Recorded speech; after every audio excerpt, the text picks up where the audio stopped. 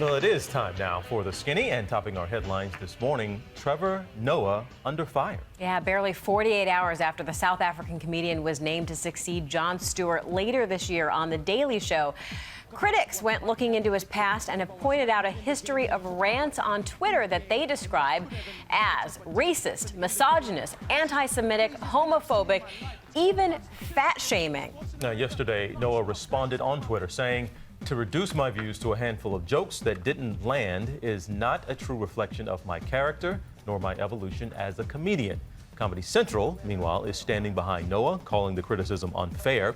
But as one industry observer puts it, the line between funny and offensive is thin, and Trevor Noah is on the wrong side. Stay tuned for this as well. And certainly now he will be under a lot of scrutiny after the critics have come forward when he actually does start the show. Yeah, big job he's got now. A lot of eyes on him. Well, next to Russell Crowe allegedly getting pranked by Michael Jackson. Yeah, the actor claims in an interview with The Guardian that incidentally is described as fairly bonkers by Gawker, that despite the fact that he never met Michael Jackson, the king of pop would find out the names he stayed under in hotels, ring him up, and crate call him with jokes.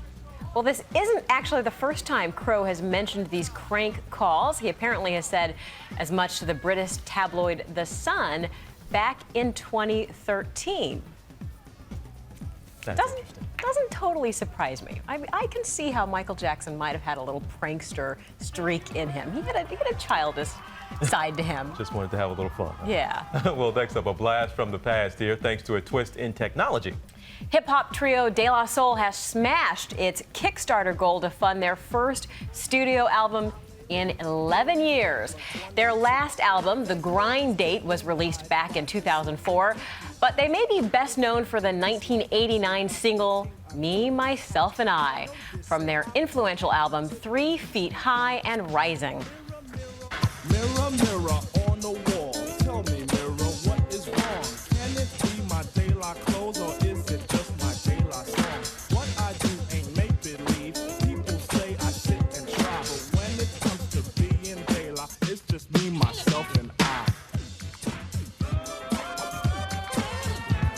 So crowdfunding has now given them more than $200,000 in the jump on their upcoming 8th studio album. It's expected to drop or ship for the purists out there sometime this September. If we could get more songs like this, I'm all for funding them. I'd love to hear that next album. Love that song. Yeah. Love that song. Maybe they could do another version. Well, $200,000 is cat food, literally, for our next subject. Yes, fashion designer and photographer Karl Lagerfeld, known for his little black dresses, is now being known for his big white cat. He tells New York Magazine that his cat isn't just pretty, she's worth millions of dollars, literally. Lagerfeld claims she made $3.2 million last year alone from just 2 modeling gigs, one for cars in Germany and the other for a Japanese beauty product. Fancy cat with a fancy name, Chopette, I think, is how that's pronounced. Chopette the cat, he says, has 2 personal maids and gets regular beauty treatments. He also, the cat hates other animals, apparently, as well as children. Doesn't want to compete for any competition. Lagerfeld suggested to the magazine, however, that the cat has made him a better person. $3 million. That ain't bad. They make us all better people, don't they?